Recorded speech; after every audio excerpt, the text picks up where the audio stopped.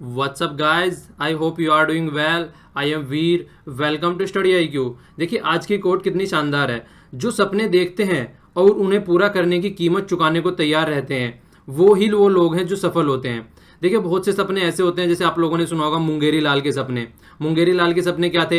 एक अंडा लेके आया, अंडे से मुर्गी बनेगी, मुर्गी से फिर अंडे होंगे, अंडे से फिर बहुत सारी मुर्गी बनेगी, उसके बाद में मैं बिजनेस स्टार्ट कर दूंगा, उसके बाद में मेरी एक अलग से फैक्ट्री स्टार्ट हो जाएगी, मैं बहुत बड़ा आदमी बन जाऊंगा। क्या हुआ? सोचते सोचते बेचारे का अंडा ही फूट गया।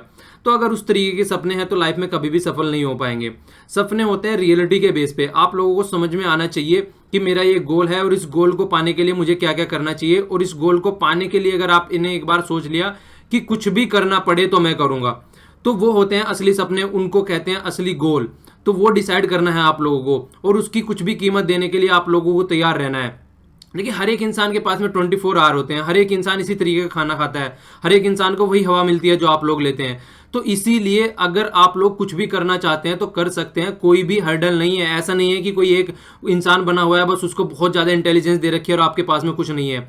हर एक इंसान इक्वल है। अगर कुछ डिफरेंस करते हैं तो वो खुद आप अपने आप को अंडरमाइन करके करते हैं। तो कभी भी अपने आप को अंडरमाइन मत कीजिए, अपनी कीमत को पहचानिए, ओके, और अपने गोल को अचीव करने के लिए आगे बढ़िए। तो आज 11 जुलाई है, देख लेते हैं कौन कौन से द हिंदू के आर्टिकल हमको डिस्कस करने हैं। ये यहाँ पर स्टडी IQ के पेन ड्राइव और टैबलेट के कोर्सेज अवेलेबल हैं, आप इनको खरीद सकते हैं। और इससे रिलेटेड कोई भी डाउट या क्वेरी आपके माइंड में हो तो यहाँ पर कॉन्टैक्ट कर सकते हैं। ये नंबर है यहाँ पर, और ये वेबसाइट है। ये पहले जो अवेलेबल थे कोर्स, पहले SSC के लिए और दूसरे एग्जामों के लिए थे, अब UPSC के लिए भी अवेलेबल हैं। तो बेस्ट फैकल्टी के द्वारा तैयार किए गए हैं, आप इनको चाहें तो खरीद सकते हैं। ओके, ये फर्स्ट आर्टिकल है। यहाँ पे G20 की मीटिंग हुई है अभी, तो G20 की मीटिंग से रिलेटेड आर्टिकल है। देखते हैं क्या क्या यहाँ पे चीज़ें निकल कर आई हैं इस आर्टिकल से रिलेटेड। जो भी फैक्ट हैं, जो फैक्चुअल इन्फॉर्मेशन है, या किस किस मुद्दे पर यहाँ पर डिस्कशन किया गया, वो सारी चीज़ें यहाँ पर देखेंगे। ये नीचे वाला आर्टिकल ट्रोलिंग से रिलेटेड है। ये होता क्या है एक बार आप लोग देख लीजिए, आप लोगों को समझ में आएगा। ये इस तरीके का होता है, जिस तरीके से मतलब ये ट्रोलर बोलते हैं, ये पूरा मछली को मतलब नीचे तक खींच के लेके आता है। तो बहुत ही नुकसानदेह माना जाता है एक तरीके से प्रोग्रेसिव फिशिंग के लिए, क्योंकि ये छोटे छोटे बच्चे वगैरह भी सब इसमें आ जाते हैं। तो इस आर्टिकल को भी देखेंगे। श्रीलंका ने अपना एक अमेंडमेंट पास किया है, वहाँ पर एक बिल पास किया है जिसके तहत इस पर बैन लगा दिया गया है। तो इस वाले आर्टिकल को भी हम लोग अच्छे से देखेंगे।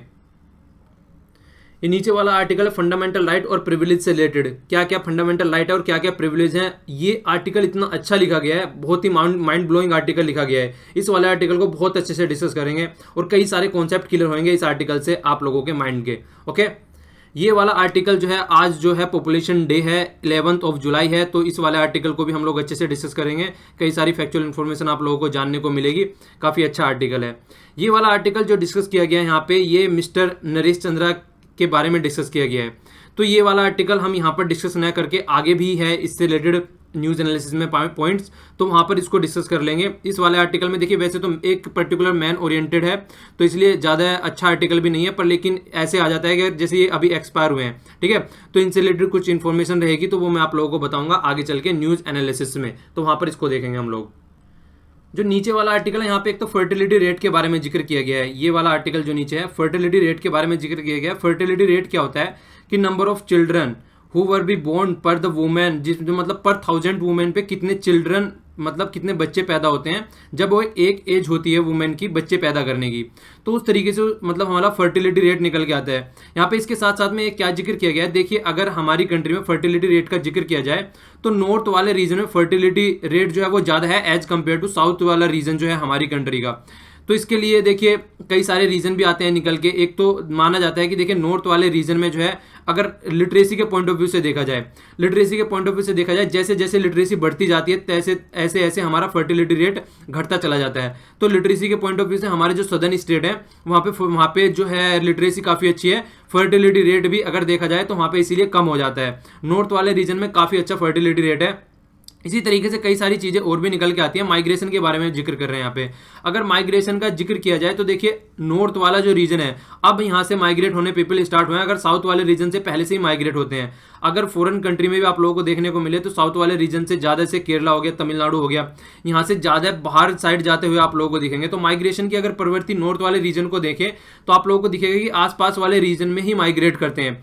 जैसे यूपी और बिहार से दिल्ली में आ गए, आसपास वाले रीजन में महाराष्ट्र में चले गए, तो इस तरीके से माइग्रेशन होता है। पर लेकिन अगर आउटसाइड माइग्रेशन देखा जाए तो वो सदर्न स्टेट में ज़्यादा होता है हमारी कंट्री में।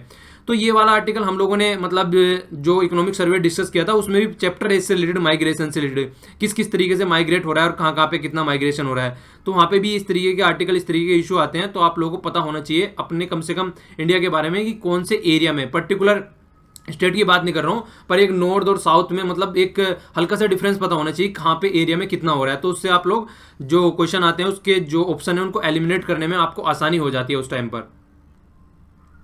ये वाला आर्टिकल बड़ा प्यारा सा आर्टिकल डिस्कस किया गया है। यहाँ पर बात की गई है कि जो हमारी मनी होती है वो इतनी एक्सेप्टेबल होती है। वो इतनी एक्सेप्टेबल क्यों होती है? मतलब हमारे पास में पैसे हैं, आप लोगों के पास में पैसे हैं, मेरे पास में पैसे हैं, तो जो मनी होती है वो इतनी एक्सेप्टेबल क्यों है कि हम लोग कहीं भी जाते हैं उसको यूज़ कर सकते हैं। तो पहले जो आर्ग्यूमेंट दिया जाता था वो ये बोला जाता था कि ये जो मनी की एक्सेप्टेबिलिटी है ये गवर्नमेंट की वजह से है। मतलब हमारी गवर्नमेंट मतलब हमारी गवर्नमेंट जो रहती है उसकी वजह से उसकी स्टेबिलिटी है। पर लेकिन फिर ये बोला गया अगर बहुत सी कंट्री है, सोमालिया में ले लीजिए, जहाँ पे बिल्कुल भी गवर्नमेंट ढंग से वर्क नहीं करती है, गवर्नमेंट की कहानी खत्म है, तो वहाँ पे भी मनी की स्टेबिलिटी है। तो जो एक्सेप्टेबिलिटी बढ़ती है वो एज मतलब उस एक चीज़ पे ट्रस्ट अगर बन जाता है जनता का तो उससे बढ़ती है। और दूसरा क्या है, इनको एज ए कन्वर्जन के रूप में यूज़ किया जाता है। जैसे कि पहले जो यूज़ किया जाता था गोल्ड किया जाता था, सिल्वर किया जाता था, आज की डेट में उसकी जगह पर रिप्लेस करके हमने इसको यूज़ कर दिया गया। तो उसको एक तरीके से जो पुराना था उससे कन्वर्ट करके इसमें कन्वर्ट कर दिया, इसलिए भी यहाँ पे इसलिए भी इसमें ट्रस्ट बना रहता है, इसलिए भी इसमें स्टेबिलिटी रहती है। ऐसा कुछ नहीं कि गवर्नमेंट, अगर बहुत सी कंट्री ऐसी रहती है जहाँ पे गवर्नमेंट बिल्कुल भी नहीं है और मनी में स्टेबिलिटी रहती है। तो ये आर्टिकल में यहाँ पे सोमालिया का जिक्र करके इसका एग्जांपल देकर समझाया गया है। तो ऐसा कुछ नहीं है कि गवर्नमेंट रहेगी तो ही मनी में ज़्यादा स्टेबिलिटी, तो ही मनी रहेगी, एक्सेप्टेबिलिटी रहेगी। बिना गवर्नमेंट के भी मनी की एक्सेप्टेबिलिटी ऐसे ही बनी रहती है। काफ़ी कंट्री में ऐसा देखने को मिलता है। ठीक है, तो ये आर्टिकल यहाँ पर डिस्कस किया गया है। ये वाला आर्टिकल देखिए, साबरमती आश्रम का जो गठन किया गया था 17 जून 1917 में किया गया था। तो 2017 चल रहा है, तो पूरे 100 साल कंप्लीट हो चुके हैं। तो 100 साल कंप्लीट होने के बाद में, अच्छा ये बताइए है कहाँ पे? 100 साल कंप्लीट होने के बाद में हुआ क्या है? अभी यहाँ पे हमारे प्राइम मिनिस्टर जी मोदी जी हैं, वहाँ पर गए थे तो स्पीच दी गई थी वहाँ पे। तो उसी के बारे में ये आर्टिकल बैकग्राउंड में आया। काफ़ी मतलब एक तरीके से फिलोसफिकल आर्टिकल है वैसे तो, पर लेकिन यहाँ पे थोड़ा बता देता हूँ। यहाँ पे जो जिक्र किया गया, आश्रम का जिक्र किया गया है, मतलब आश्रम को कंपेयर किया गया जो गांधी जी के द्वारा आश्रम बनाए जाते थे। क्या आज की डेट में भी, आज की लाइफ में भी वो कोरिलेट है हम लोगों से? तो बोला गया है हाँ बिल्कुल कोरिलेट है वो आश्रम आज की डेट में भी। बल्कि अगर देखा जाए आज की डेट में तो और ज़्यादा उनकी इंपॉर्टेंस बढ़ती जा रही है। जिस तरीके से वहाँ पे एक नेचुरल लाइफ जी जाती थी, वहाँ पे बिल्कुल एक मतलब हर एक आदमी को अपना काम खुद करना पड़ता था। तो आज की डेट में जिस तरीके से हमारी सोसाइटी होती जा रही है, दूसरों के ऊपर डिपेंडेंट होती जा रही है, तो उसके पॉइंट ऑफ व्यू से बहुत ही अच्छा है। इसके अलावा एथिक्स के पॉइंट ऑफ व्यू से देखा जाए, सब मिलजुल कर रहते थे। लेकिन आज की डेट में अगर कहीं भी आप लोग देखें, मेट्रो में जाएं या कहीं पर भी आप लोग भीड़ भाड़ वाले इलाके में जाएं, एक दूसरे को मारने के लिए तैयार रहते हैं सब। ऐसा लगता है कि अभी अभी मर्डर कर देगा सामने वाला, मेट्रो में तो इस तरीके से खड़े होते हैं सब।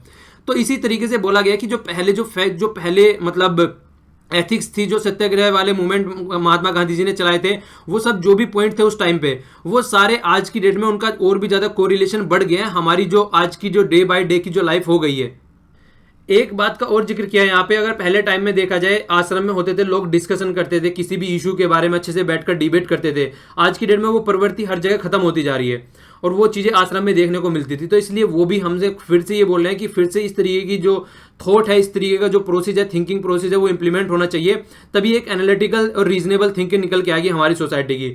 तो कोरिलेशन बढ़ता ही बढ़ता जा रहा है, घटने का तो सवाल ही पैदा नहीं होता है आश्रम का, ठीक है ना। बट यही है कि पर लेकिन उसको लेते किस तरीके से है, तो उनको आश्रम की तरीके से नहीं देखना चाहिए कि वहां पे जाकर किसी का घर बार नहीं है वो रहने लगता है। आश्रम को एक वे ऑफ लाइफ बोला है इन्होंने यहाँ पर, ठीक है। तो ये कुछ पॉइंट्स है जो आप लोग यूज कर सकते हैं अपनी आंसर राइटिंग में।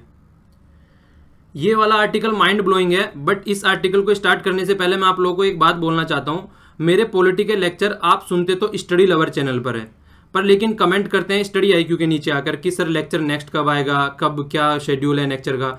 तो वो सारी बातें मैं आप लोगों को पहले ही बता चुका हूँ कि आप लोगों को अगर कोई भी डाउट या क्वेरी हुआ करे तो स्टडी लवर चैनल के नीचे ही कमेंट बॉक्स में, जो वीडियो के नीचे, आप वहीं पर पूछा करें। मैं सारे कमेंट पढ़ता हूँ, ठीक है। तो कोशिश किया कीजिए, कोई भी वहाँ पे है तो वहीं पे कमेंट किया कीजिए। मैंने आप लोगों को पहले बताया कि जल्दी से जल्दी पॉलिटिक्स खत्म करूंगा। यहाँ पर कुछ लेक्चर मुझे एक्स्ट्रा लेने पड़ गए थे, इसकी वजह से मैं वहाँ पे कंटिन्यू नहीं कर पा रहा था, पर लेकिन अब वहाँ पे कंटिन्यू कर रहा हूँ। तो आप लोग वहीं पे पूछा करें, या फिर वीर के नाम से फेसबुक पर पेज है, आप लोग वहाँ डाउट पूछा करें अपने। स्टडी IQ के नीचे कमेंट मत किया कीजिए कि पॉलिटिकल लेक्चर कब आ रहे हैं, स्टडी लवर के नीचे ही नीचे जाके किया कीजिए वहाँ पे कमेंट बॉक्स में, ठीक है। तो ये आप लोगों से रिक्वेस्ट है, तो दोनों को थोड़ा सेपरेट रखिए, दोनों को इंटरमिक्स मत कीजिए। अगर यहाँ पर हिंदू से रिलेटेड कोई डाउट आता है तो वो आप लोग यहाँ पर कीजिए, और वहां पर कोई डाउट आता है तो वहां पर कीजिए। ओके, ये वाला आर्टिकल पॉलिटिक्स से रिलेटेड है, बड़ा माइंड ब्लोइंग आर्टिकल है। इस वाले आर्टिकल को हम लोग देखते हैं। देखिए, कुछ दिनों पहले एक घटना हुई कर्नाटका असेंबली में। कर्नाटका असेंबली में क्या हुआ, जर्नलिस्ट के ऊपर बैन लगा दिया गया और उनको मतलब अरेस्ट कर लिया गया।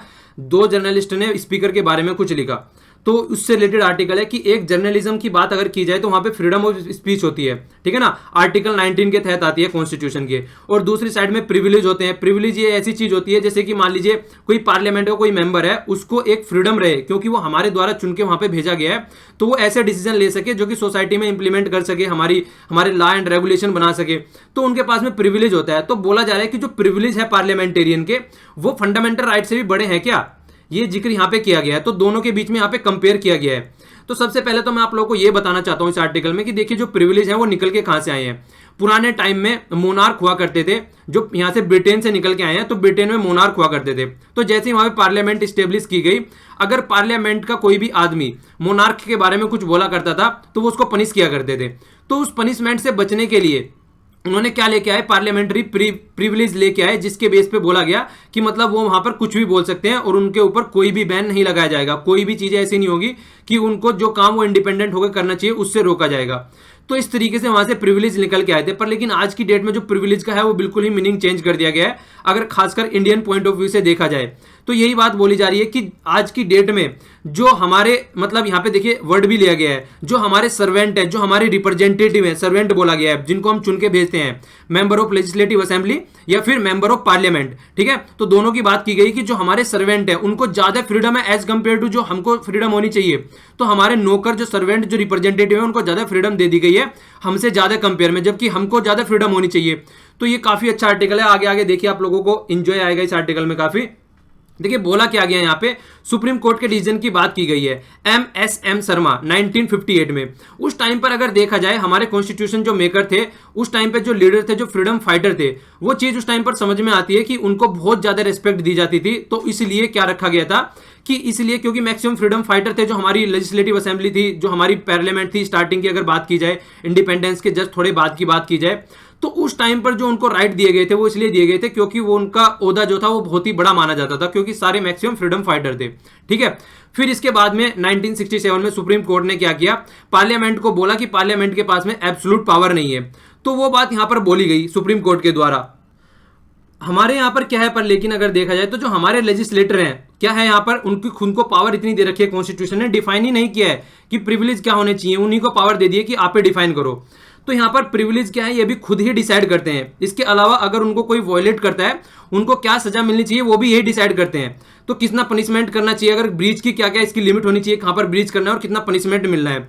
तो जहां जो यहां पर ऊपर बोला गया था सुप्रीम कोर्ट के द्वारा कि एब्सोल्यूट पावर नहीं है, तो ये तो यहां पर बहुत ही वाइड पावर दिख रही है, ऐसा तो कुछ दिख ही नहीं रहा है। ये तो लिमिटेड पावर का कोई कॉन्सेप्ट ही नहीं नजर आ रहा है यहां पर। तो ये बोला गया कि कहीं ना कहीं कॉन्स्टिट्यूशन मेकर ने जो कॉन्स्टिट्यूशन फ्रेम करने वाले थे वो कहीं ना कहीं इस चीज को ढंग से नहीं कर पाए हैं कि उसको अनडिफाइन छोड़ दिया है। इसको डिफाइन करना चाहिए था, क्योंकि ये तो एक तरीके से अगर जो भी देखिए हमारे जो सिटीजन है वो इनको चुन के भेजते हैं पार्लियामेंट में, अगर इनको इतनी ज्यादा पावर दे दी जाएगी और सिटीजन की कम पावर रह जाएगी। आगे देखिए बहुत अच्छी बात बोली गई है यहाँ पे आगे आर्टिकल में क्या बोला गया है, देखिए ये वाली लाइन मैं आप लोगों को बताना चाहता हूं। ये वाला क्वेश्चन इतनी बार पूछा जा चुका है, ये एसएससी में तो पूछा जा चुका है, यूपीएससी में भी कई बार क्वेश्चन पूछा जा चुका है। Is Indian parliament rarely sovereign? Sovereign का मतलब क्या होता है? सोवरन का मतलब ये होता है कि हम अपने डिसीजन खुद ले सकते हैं और जो डिसीजन हमने ले लिए हैं उसको कोई बाहर वाला आदमी या कोई भी इंसान उसको टैकल नहीं कर सकता है, जो हमने डिसीजन ले लिया है। तो क्या हमारी पार्लियामेंट सोवरन है? तो आप लोग सोचेंगे एक बार तो कि हाँ, एकदम यही माइंड में आएगा कि हाँ सोवरन है, पर लेकिन ऐसा नहीं है। क्यों नहीं है वो आप लोगों को अभी समझ में आएगा। देखिए अगर आर्टिकल 105 और 194 की बात की जाए तो पावर ऑफ प्रिविलेज दी गई है, इम्यूनिटीज दी गई है। देखिए पावर है इनके पास में, इसके हिसाब से प्रिविलेज है मतलब इनको क्या क्या फैसिलिटीज दी गई हैं, इम्यूनिटीज मतलब क्या क्या इनके ऊपर अगर केस चले तो कहां से बच सकते हैं। तो ये जो पावर है, प्रिविलेज है, जो इम्यूनिटीज है, ये इन आर्टिकल के तहत दी गई है पार्लियामेंट, ये यहाँ पे एमएलए को और यहाँ पर एमपी को, यहाँ पर एमएलए को, ठीक है। यहाँ पर जो डिफाइन की गई है क्या क्या प्रिविलेज होना चाहिए और क्या क्या पावर होनी चाहिए। तो यहाँ पर बात की गई है house of Commons. House of Commons होता है मतलब लेजिस्लेटिव, आप लोग बोल सकते हैं इसको लोकसभा। लोकसभा जिस तरीके से यूके में हाउस ऑफ कॉमन्स बोलते हैं नीचे वाले को, और हाउस ऑफ लॉर्ड बोलते हैं राज्यसभा को। तो यहाँ पर आप लोग लोकसभा इसको समझ सकते हैं, जो इसने वर्ड यूज किया है यहाँ पर। तो बोला गया कि अगर लेजिस्लेटर के पॉइंट ऑफ व्यू से देखा जाए कि जो जो अगर कोडिफिकेशन कर दिया प्रिविलेज का तो सोवरेनिटी हार्म करेगा पार्लियामेंट की, ये बोला जाता है लेजिस्लेटर के द्वारा हमारे यहां पर लेकिन इन्होंने क्वेश्चन पूछा कि क्या हमारी पार्लियामेंट रियली सोवरेन है, तो ये बात बोली गई है। तो इसके अलावा इसका आंसर इन्होंने यहां पे नीचे दिया है। इसके पहले ये बोल रहे हैं कि यूनिफॉर्म जो कोड है, वैसे तो आप बोल रहे हैं कि हमको यूनिफॉर्म सिविल कोड चाहिए, किस आर्टिकल के अंदर आता है अगर हम इसको फॉर्म करने जा रहे हैं, आप लोगों को नीचे कमेंट बॉक्स में बताइए। काफी न्यूज में रहा है खासकर ट्रिपल तलाक के इशू से रिलेटेड, ठीक है, तो नीचे आप लोग इसका कमेंट में आंसर दीजिए। ये बोल रहे हैं कि वैसे तो आप लोग क्या चाहते हैं कि यूनिफॉर्म सिविल कोड को लेके आना चाहते हैं, बट जब पार्लियामेंट्रियन के ऊपर बात आती है कि कोडिफाइड करो आप लोग प्रिविलेज को, तो उससे आप मना कर जाते हैं एकदम। तो ये बोला जा रहा है कि इंडियन लेजिस्लेटर अगर ब्रिटेन की लेजिस्लेटर है, उसके बारे में भी हम कंपेयर करें, जिस तरीके से हमने पॉलिटिकल लेक्चर में भी ये देखा था कल, तो अगर इन दोनों को हम कंपेयर करें तो देखिए हमारा जो मैक्सिमम पोर्शन है जो हमारे यहाँ पे, वहां पे क्या जिक्र किया था हमने, ये बोला था कि जो हमारे यहाँ पे मैक्सिमम पोर्शन है, जैसे हमने क्या किया है अपना मैक्सिमम जो भी पूरा पोर्शन लिया गया है यहाँ पे जो लोकसभा वाला होता है हमारे यहाँ पे, जिस तरीके से इलेक्शन होते हैं, जो भी हमारे पूरा सिस्टम है, हमने कहां से लिया है, ये यूके से लिया है। रीजन क्या था, क्योंकि हमने 2000 साल यूके ने हमारे ऊपर रूल किया है, तो 2000 नहीं 200 साल उन्होंने हमारे ऊपर रूल किया, तो 200 साल लगभग उनका रूल करने के बाद में क्या आती है बात निकल के, इसीलिए हमने क्या किया, पार्लियामेंट्री सिस्टम, एक प्राइम मिनिस्टर की फॉर्म का गवर्नमेंट हमने यहाँ पे ली, वरना हम अगर प्रेसिडेंट की फॉर्म की गवर्नमेंट लेते तो हमारे यहाँ पे जो सोसाइटी है वो काफी उस टाइम पे इलिटरेट थी, तो वो चीजों को ज्यादा समझ भी नहीं पाती, तो इसलिए जो भी सिस्टम हमने लिया वहीं से लिया। तो इसीलिए इंडियन के जो लेजिस्लेचर है और जो ब्रिटेन का लेजिस्लेचर है उसको कंपेयर करके यहाँ पे बातें बोली जा रही है, इसीलिए क्योंकि हमने सिस्टम उनसे लिया है। तो जब उनसे कंपेयर करने की बात बोली जाती है तो ये बोल रहे हैं कि जैसे ब्रिटेन में देखा जाए अगर, तो वहां पे क्या पार्लियामेंट सोवरेन है ब्रिटेन में, अगर वहां पे कोई रूल और रेगुलेशन बना देती है तो कोई भी उसको टैकल नहीं कर सकता है, पर लेकिन हमारे यहाँ पे कॉन्स्टिट्यूशन सुप्रीम है, ये बात आप लोगों को याद रखनी है। और जब कॉन्स्टिट्यूशन सुप्रीम की बात आती है तो हमारी पार्लियामेंट कैसे नहीं है, एग्जांपल के थ्रू समझाता हूं। हमारी पार्लियामेंट ने क्या बनाया, एक लॉ बनाया एनजीएसी, ठीक है ना, कि कॉन्स्टिट्यूशन जो जज होते हैं सुप्रीम कोर्ट के उनको अपॉइंट करने के लिए, पर सुप्रीम कोर्ट ने क्या किया, सुप्रीम कोर्ट ने उसको रद्द कर दिया। क्यों? क्योंकि वो कॉन्स्टिट्यूशन के हिसाब से नहीं था। तो इसलिए हमारी पार्लियामेंट सोवरेन कहां हुई, उसने कुछ बनाया और सुप्रीम कोर्ट ने उसको रद्द कर दिया। पर लेकिन अगर यूके की पार्लियामेंट ऐसा कुछ करती है तो कोई उसको रद्द नहीं कर सकता है, तो इसलिए हमारी पार्लियामेंट सोवरेन नहीं है, हमारे यहाँ पे कॉन्स्टिट्यूशन सोवरेन है। अगर देखा जाए तो फिर इसको समझाने की कोशिश कर रहे हैं आर्टिकल में ये, अगर आज के बेस पे देखा जाए सोवरेनिटी, अगर देखिए पॉपुलर सोवरेनिटी है हमारे यहाँ पे, किस तरीके से हमारे यहाँ पे पार्लियामेंट सोवरेनिटी नहीं है, कैसे, हमारे यहाँ पे ये लिखा गया कि we the people of India, ठीक है, वी द पीपल, तो ये बात निकल के आती है, यूनियन निकल के आती है यहाँ पे, तो आदमी सोवरेन है हमारे यहाँ पे, ऐसा नहीं है कि we the legislator of India, ठीक है, तो we the people of India निकल के आता है, we the legislator of India निकल के नहीं आता है यहाँ पे। तो हमारी पार्लियामेंट सोवरेन कहां से हो गई, तो हमारे यहाँ पे आदमी सोवरेन है, हमारे यहाँ पे पीपल सोवरेन है, हमारे सिटीजन सोवरेन है, ठीक है। तो ये बात है यहाँ पे, क्योंकि चुन के हम लोग उनको भेजते हैं और वो वहां पे डिसीजन लेने के लिए बैठे हैं, तो ये बात आती है निकल के। तो ये क्वेश्चन अगर कभी भी आए, बहुत ज्यादा कंफ्यूजिंग रहते हैं इस तरीके के क्वेश्चन, तो आपके माइंड में क्लियरिटी होनी चाहिए इस तरीके के क्वेश्चनों से रिलेटेड। ओके, आगे चलते हैं, देखिए क्या बोला गया। अगर ब्रिटेन में भी देखा जाए तो वो भी अपनी जो पुरानी कन्वेंशन थी, जो प्रिविलेज उन्होंने दे रखे थे उसको ब्रेक कर दिया उन्होंने। आज की डेट में उनको प्रिविलेज का स्टेटस नहीं प्रोवाइड है। अगर यूएसए को भी देखा जाए, वहां पे भी कोई इस तरीके का प्रिविलेज नहीं है जिस तरीके का इंडिया में है, वहां पर भी 2 सेंचुरी से लगभग चीजें चलती आ रही हैं आराम से, कोई प्रॉब्लम नहीं है। ऑस्ट्रेलिया ने भी अपने कोडिफाई कर दिए जो प्रिविलेज थे 1987 में, पर लेकिन हमारे यहाँ पे अगर देखा जाए, हमारे यहाँ पे इतने अच्छे खासे प्रिविलेज हैं। अगर पार्लियामेंटेरियन की बात की जाए तो, मतलब पार्लियामेंटेरियन के स्टेट लेजिस्लेटर की बात की जाए, उनको रेस्ट नहीं किया जा सकता है। 40 दिन पहले अगर कोई पार्लियामेंट का सेशन स्टार्ट हो रहा है और 40 दिन बाद में, और सेशन के ड्यूरेशन में तो किया ही नहीं जा सकता है। तो अगर इन दिनों को सारों को जो सेशन होते हैं उसके साथ में काउंट करके, जितना टाइम सेशन का होता है, 3 सेशन होते हैं हमारे यहाँ पे। कौन कौन से सेशन होते हैं नीचे कमेंट बॉक्स में लिखिए, कम से कम बेसिक इन्फॉर्मेशन तो आप लोगों को पता होनी चाहिए। तो 3 सेशन होते हैं पार्लियामेंट के, कौन कौन से होते हैं और टाइम ड्यूरेशन भी लिखिएगा नीचे कमेंट बॉक्स में, कल जब आंसर दूंगा तो बता दूंगा। तो यहाँ पे देखिए क्या बोला गया कि पार्लियामेंट के सेशन का टाइम पीरियड लगाया जाए और ये 40 दिन पहले और 40 दिन बाद की बात लगाई जाए तो 365 दिन साल में होते हैं, उससे भी ज्यादा है। इन पे प्रोटेक्शन रहती है कि इनको कोई अरेस्ट नहीं कर सकता है। तो इस तरीके की प्रोटेक्शन दे रखी है, इनको फंडामेंटल राइट से भी ज्यादा ताकतवर बना दिया है प्रिविलेज को। तो ये बात बोली जा रही है कि इनको अर्जेंट नीड है कि इनको फिर से देखा जाए और देखा जाए कि आप लोगों को फ्रीडम पे ज्यादा फोकस देना चाहिए, फ्रीडम ऑफ प्रेस या फ्रीडम ऑफ फंडामेंटल राइट, या फिर प्रिविलेज पे ज्यादा फोकस देना चाहिए। तो इसके बारे में सोचना चाहिए। आप अपने विचार लिखिए, आप क्या सोचते हैं इसके बारे में। दूसरा तीसरा आर्टिकल लगभग डिस्कस कर चुका हूं मैं उस दिन से, आप लोग भी बताइए, अपने इस पे व्यूज लिखिए, नीचे व्यूज दीजिए, आपकी क्या सोचते हैं कि क्या होना चाहिए, ये सही है या गलत है। ओके, G20 की अभी मीटिंग हुई है हम्बर्ग में, जर्मनी में, हम लोगों ने देखा। तो यहाँ पे टसल की बात कर रहे हैं कि क्या क्या प्रॉब्लम वहां पे रही। तो यहाँ पे गैदरिंग हुई है, डेवलपिंग और डेवलप कंट्री दोनों वहां पे मिली जाके। तो उसके बाद में क्या बातें बोली जा रही है कि देखिए यहाँ पे एक अनप्रेडिक्टेबल चीजें देखने को मिली कई सारी। सबसे पहली तो बात यही बोली जा रही है कि जो मीटिंग घूम रही थी वो जो डोनाल्ड ट्रंप थे उनके इर्द गिर्द घूम रही थी। वो चाहते हैं कि डिजिटाइजेशन हो, ऑटोमेशन हो, तो इस पर फोकस किया जा रहा था। इसके अलावा जिस तरीके से यहाँ पे इलेक्शन हुए थे अभी यूएसए में, हम लोगों ने देखा काफी इशू बना था कि रशिया ने हैक कर लिया है, तो साइबर सिक्योरिटी और इलेक्ट्रोल प्रोसेस पे भी इनका पूरा फोकस रहा। इसके अलावा माइग्रेशन पे जो फोकस था वो इनका फोकस रहा, और टेररिज्म पे फोकस रहा। ठीक है, किस तरीके से टेररिज्म को कंट्रोल करना है। तो इन्होंने मिलकर जो एक इर्द गिर्द जो घूम रही थी वो ट्रंप के इर्द गिर्द घूम रही थी, ये आर्टिकल का बोलना है, आर्टिकल लिखने वाले का। इसके अलावा क्या बोला गया कि एक अपॉर्चुनिटी ये भी प्रोवाइड कराई गई कि बायलैटरल रिलेशन, मतलब दो कंट्री मिलकर भी आपस में बात की गई। तो यहाँ पे जो यूएस के प्रेसिडेंट है डोनाल्ड ट्रंप, वो अपने काउंटर पार्ट रशिया के प्रेसिडेंट व्लादिमीर पुतिन से मिले। तो उनके साथ में देखिए उनकी जब से यहाँ पे इलेक्शन हुए हैं, ये डोनाल्ड ट्रंप चुन के आए, तब से कंट्रोवर्सी में है रशिया के साथ में रिलेशन को लेके। तो ये काफी बातें हो चुकी हैं। तो पिछले दिनों अभी हम लोगों ने देखा था न्यूज एनालिसिस में कि डोनाल्ड ट्रंप ने यह भी बोला है कि रशिया के साथ में रिलेशन बढ़ाने चाहते हैं, टेररिस्ट को कंट्रोल करने के लिए, सीरिया वाले इशू को रिजोल्व करने के लिए, और भी कई सारे इशू हैं। तो वो चाहते हैं कि रशिया के साथ में रिलेशन बनाए, पर लेकिन जो सैंक्शन रशिया के ऊपर लगाए गए हैं उसको नहीं हटाया जाएगा। ये हमने लास्ट आर्टिकल में देखा था। तो अभी देखिए किस तरीके से इसके साथ में रिलेशन बढ़ा के चलते हैं। इसके अलावा प्राइम मिनिस्टर नरेंद्र मोदी और चाइनीज के प्राइम मिनिस्टर श्री जिनपिंग, ठीक है ना, तो इनके बारे में बात की जा रही है कि इनका भी इंटरेक्शन हुआ, फेस टू फेस हुए, पर लेकिन चाइना की मीडिया बोल रही है कि कोई उनके साथ में हमारी बातचीत नहीं हुई है। ठीक है, तो डोकलाम का जो इशू चल रहा है आज की डेट में इंडिया, चाइना और भूटान के बीच में, तो उसको लेके भी इशू बहुत ज्यादा गरमाया होता है, इसलिए मीटिंग जो है एक अच्छे लेवल में मीटिंग करने से मना कर दिया। ठीक है, पता चला इशू और ज्यादा बढ़ गया। तो ये चीजें देखने को मिल रही थी वहां पे जो G20 की मीटिंग थी, तो काफी अनप्रेडिक्टेबल चीजें देखने को मिल रही थी जिसके बारे में सोचा नहीं गया था स्टार्टिंग में। इसके अलावा मोस्ट रिमार्केबल जो इशू था वो तो आप समझ सकते हैं क्या था, कि पेरिस क्लाइमेट जो एग्रीमेंट था उससे यूएस बाहर निकल गया है। तो उसके बारे में काफी बातें हुई, ठीक है ना, उसके बारे में काफी जिक्र हुआ, इन्वॉल्वमेंट के बारे में काफी बातें की गई उसके ऊपर। तो जो फाइनल स्टेटमेंट देखिए वो छुपी नहीं है किसी से भी। जिस तरीके से यूएस की पॉलिसी निकल के आ रही है ग्लोबल कॉन्सेंस के हिसाब से, मतलब ग्लोबल के साथ में ट्रेड करने के अगेंस्ट में है, वो बोलते हैं कि यूएस फर्स्ट। तो वो जो बातें आती है निकल के, इसके बाद में क्लाइमेट एग्रीमेंट के साथ में बात आती है निकल के।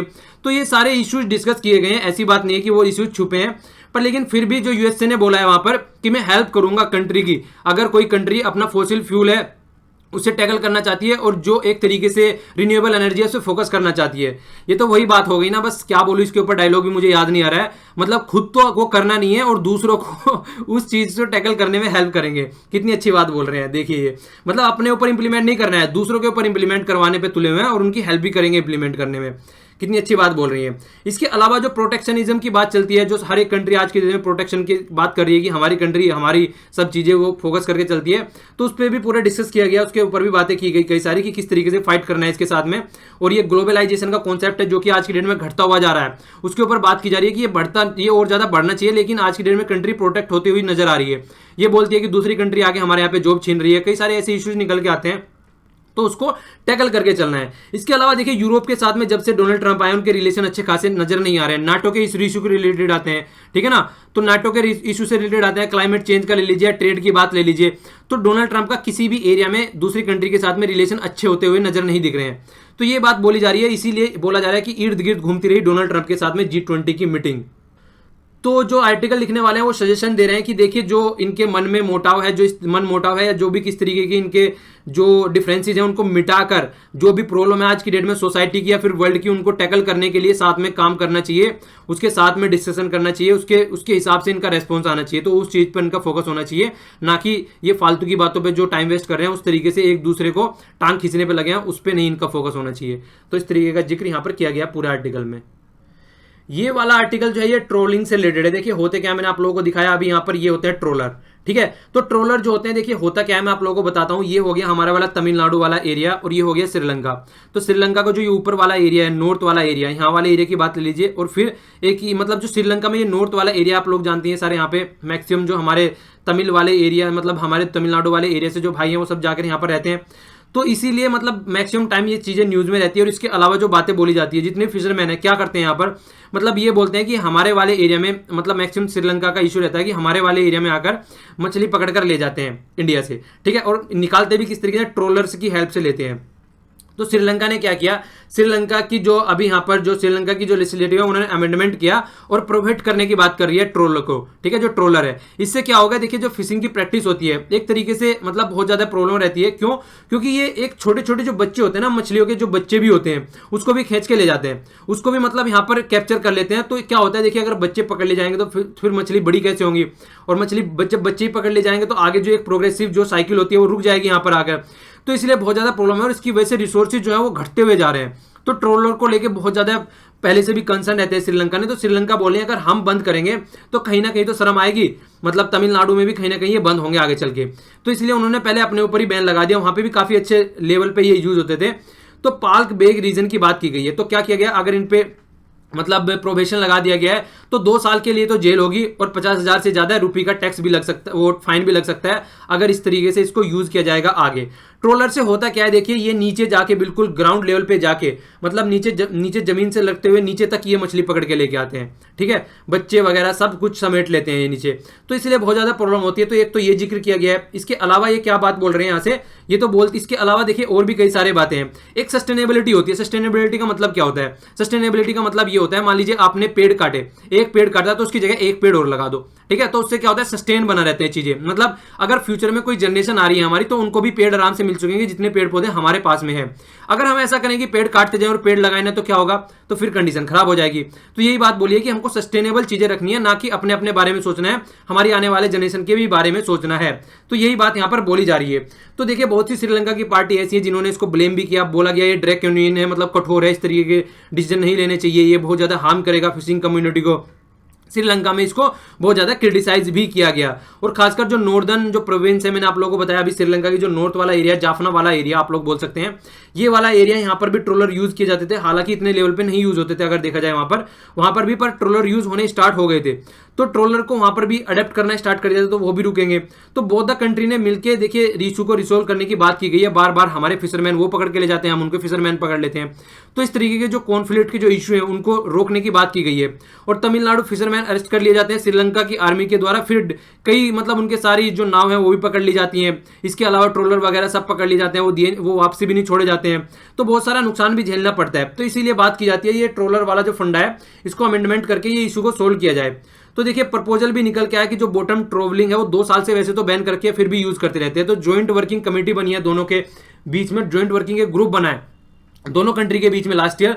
तो उन्होंने मिलकर ये इस तरीके का सजेशन दिया है कि ट्रोलिंग वाला जो फंड है इसको साइड में रखिए आप लोग, ठीक है ना, और आराम से जो नॉर्मल फिशिंग होती है वो कीजिए जिससे कि एक सस्टेनेबल फिशिंग बनी रहे। और फिशिंग का इशू नहीं है, और भी कई सारे इशू है, कंजर्वेशन का, मैराइन कंजर्वेशन का इशू लेके चलिए, और भी सारी प्रोटेक्शन का इशू लेके चलिए। देखिए खाने पीने के लिए सी के ऊपर सस्टेन रहती है कईयों की लाइफ, तो उसके ऊपर लेके चलिए, सस्टेन फिशिंग होनी चाहिए, वो सारे इशू लेके चलिए।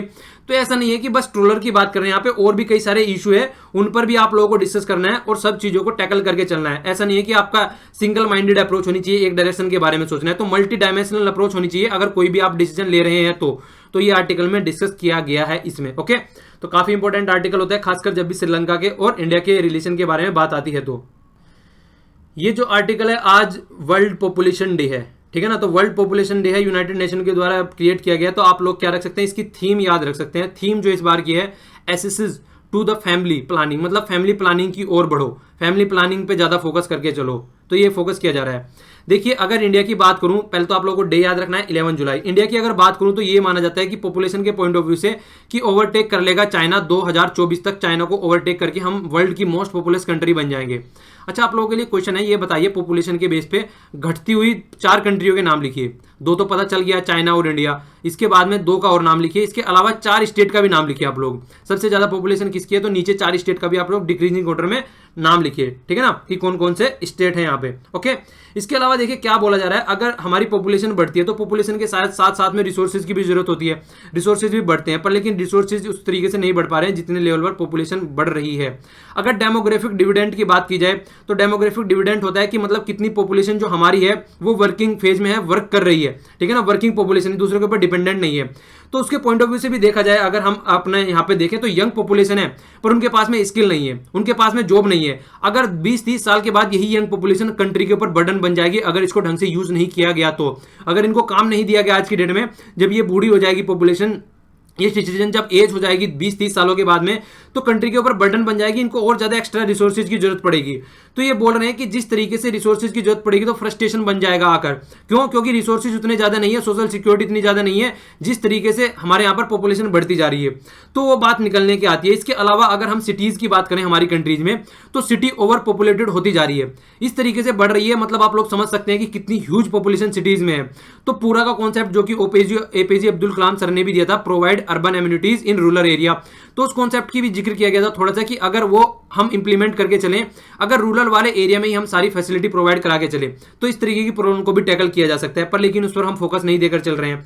तो पॉपुलेशन जो सिटीज में बढ़ती जा रही है, तो वो काफी मतलब ये भी होता है, अगर आने वाले टाइम में देखा जाए कोई बीमारी आती है, कोई किसी तरीके का इन्फेक्शन होता है, तो बहुत जल्दी बढ़ जाएगा आदमियों के बीच में, किसी भी तरीके से सिटीजन के बीच में बहुत जल्दी फैल जाएगा, तो उसको भी टैकल नहीं किया जा सकता है। दूसरी बात क्या बोल रही है, जिस तरीके से वाटर और फॉरेस्ट को हम कट करते जा रहे हैं, उसका यूज करते जा रहे हैं, तो उसको रिप्लेस उस तरीके से नहीं कर रहे हैं, मतलब जितना यूज कर रहे हैं उतना रिप्लेसमेंट नहीं हो रहा है, तो आने वाले टाइम में बहुत ज्यादा प्रॉब्लम हो जाएगी। तो सॉल्यूशन क्या बता रहे हैं, वुमेन को कम से कम उनको खुद से सोचना चाहिए कि किस तरीके से उनको चाइल्ड बियर करना है, उनका डिसीजन होना चाहिए। आज की डेट में अगर बच्चे पैदा करने की बात आती है तो औरत से नहीं पूछा जाता है, ठीक है, तो औरत से पूछना चाहिए कि उनका डिसीजन क्या होना चाहिए, एक वाइज डिसीजन लेना चाहिए। ऐसे नहीं कि बस मतलब लड़का नहीं हुआ, लड़की हो गई तो फिर से लड़का फिर से मतलब लड़के के लिए मतलब प्रोडक्शन स्टार्ट कर दिया, और जब तक लड़का नहीं हो रहा है तब तक प्रोडक्शन किया जा रहा है, तो उन चीज़ों पर फोकस नहीं देना चाहिए। औरत को भी उसमें पार्टिसिपेट करना चाहिए, उसके बारे में पूछना चाहिए, फैमिली और सोसाइटी के हिसाब से ही काम नहीं होना चाहिए, ठीक है।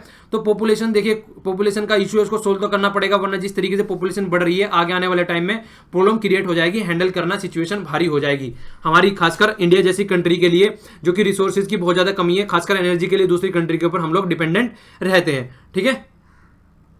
पेज फर्स्ट पर ये न्यूज दी गई है, देखिए अभी क्या हुआ है, जियो का जो डेटा है वो माना गया कि हैक हो गया है, मतलब जो आधार कार्ड है या उससे रिलेटेड जो ईमेल आईडी है वो सब पब्लिक में आ गए थे, कई सारी वेबसाइट पे देखने को मिला। तो जियो का हुआ है 9 जुलाई को, 7 जुलाई को हुआ था एयरटेल का, और एनएचसी का भी देखने को मिल रहा है। तो ये इस तरीके की चीजें निकल के आ रही है, तो काफी प्रॉब्लम वाली बातें हैं यहाँ पर, तो इसको किस तरीके से टैकल किया जाएगा देखिए आने वाले टाइम में। बस यहाँ पर सजेशन यही है कि खासकर आप जो जैसे कि आपके पासवर्ड वगैरह होते हैं वो टाइम टू टाइम चेंज करते रहिए, और पासवर्ड ऐसा मत रखिए 1 2 3 4 5 काइंड ऑफ या ABCD या आई लव यू करके जो पासवर्ड रहते हैं उन सबको साइड में रख के जो पासवर्ड होने चाहिए आप लोगों के, ये @ इस तरीके के वर्ड यूज करिए, इस तरीके के वर्ड यूज करिए, आप लोग सेमीकोलन वगैरह यूज करिए, तो मतलब इस तरीके के जो स्पेशल वर्ड होते हैं वो यूज करिए, आगे पीछे बीच में नंबर यूज कीजिए, ABCD, तो पूरा इस तरीके से पासवर्ड रखना चाहिए जिससे कि आप लोग जो इंटरनेट बैंकिंग के पासवर्ड होते हैं उनको भी थोड़ा सिक्योर रख पाए, ठीक है। तो कम से कम अपने लेवल पे आप लोग वर्क करके चलिए, और बाकी तो चीजें जो हैं वो होती रहेंगी। पेज 2 पर न्यूज है, देखिए एक हम लोगों ने देखा था कि शील्ड के रूप में यूज किया गया था आर्मी के द्वारा प्रोटेस्ट को रोकने के लिए जम्मू और कश्मीर में।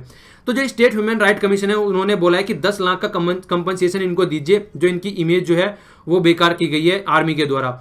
तो ये बोला गया कि 10 लाख का कंपनसेशन इनको दिया जाएगा। स्टेट गवर्नमेंट ने बोला है कि 6 वीक के अंदर अंदर, मतलब 1.5 महीने के अंदर अंदर इनको कंपनसेशन दिया जाए, ओके। तो ये डिसीजन है, तो आप लोग इसका कहीं पे यूज करना चाहे तो कर सकते हैं। इसके अलावा पेज 2 पर न्यूज है, देखिए ये क्या बोला जा रहा है यहाँ पर, हम लोग वैसे तो पॉलिटिकल न्यूज है पर उस पर फोकस नहीं करेंगे। यहाँ पे है सतलज यमुना लिंक, जो सतलज यमुना कैनाल लिंक है उसके बारे में जिक्र किया गया। ये किस किस के बीच में है, ये है पंजाब और हरियाणा के बीच में। तो सतलज जो रिवर है और जो यमुना रिवर है उसको लिंक करने की बात की गई थी। तो लिंक करने के बाद में उनके बीच में प्रोटेस्ट होता रहता है काफी टाइम, कनेक्टिविटी से रिलेटेड, ठीक है। तो पानी किसको ज्यादा मिलना है, किसको कम मिलना है, तो उसके ऊपर इशू बने रहते हैं।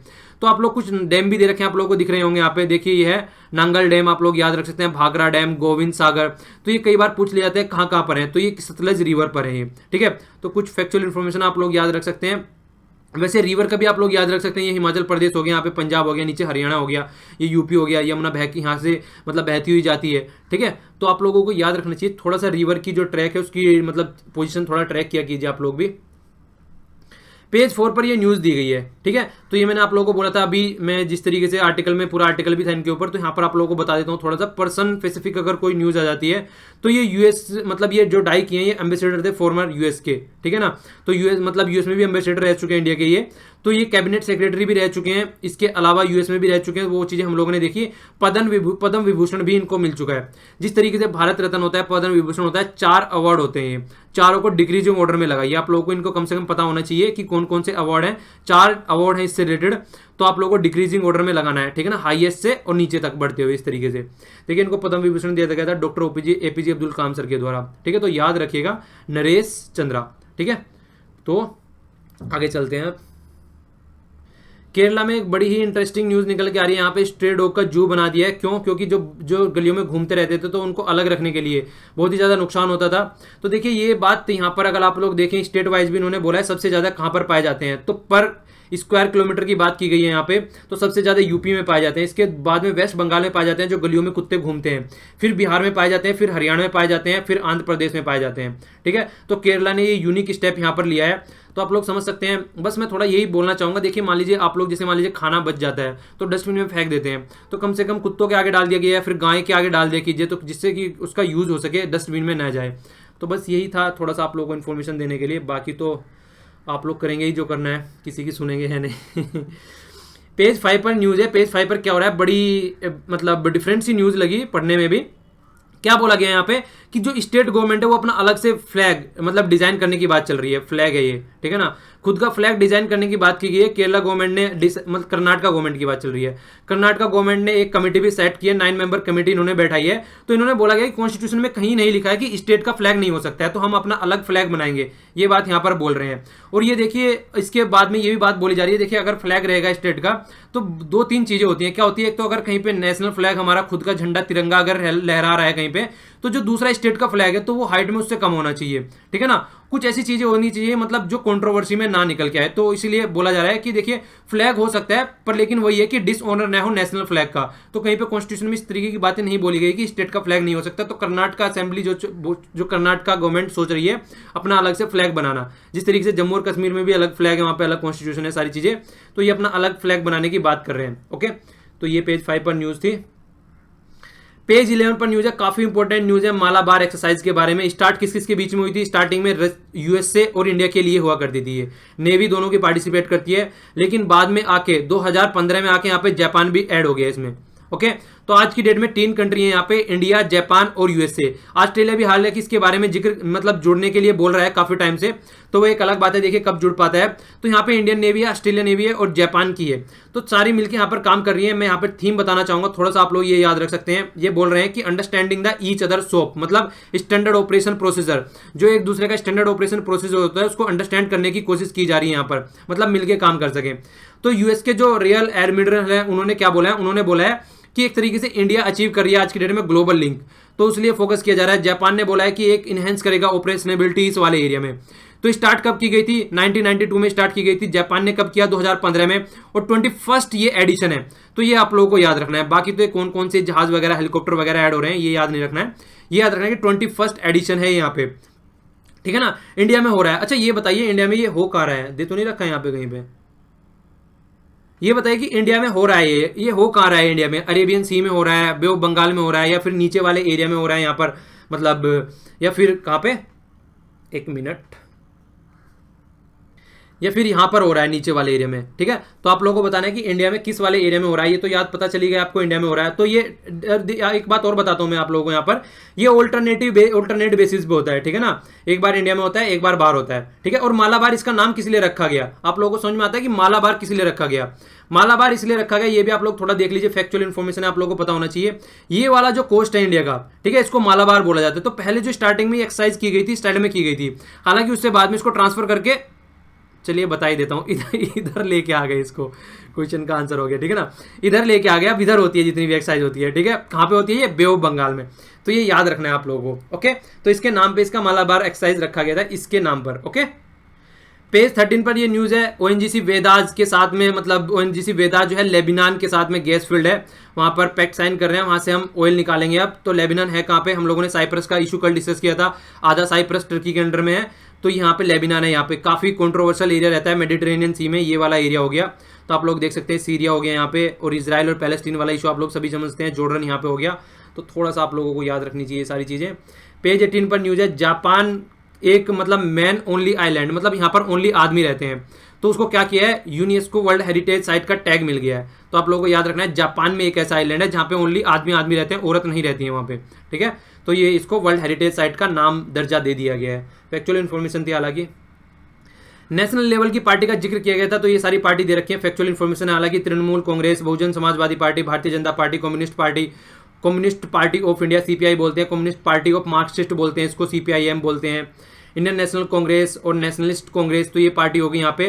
और देखिए G20 मीटिंग के बारे में पूछा था मैंने, तो 2017 में हुई है ये हम्बर्ग जर्मनी में अभी, ठीक है, और 2016 में हुई है ये हांगजू, ये चाइना में है। देखिए एक बंदे का आंसर दिखा मुझे काफ़ी इंटरेस्टिंग लगा वो।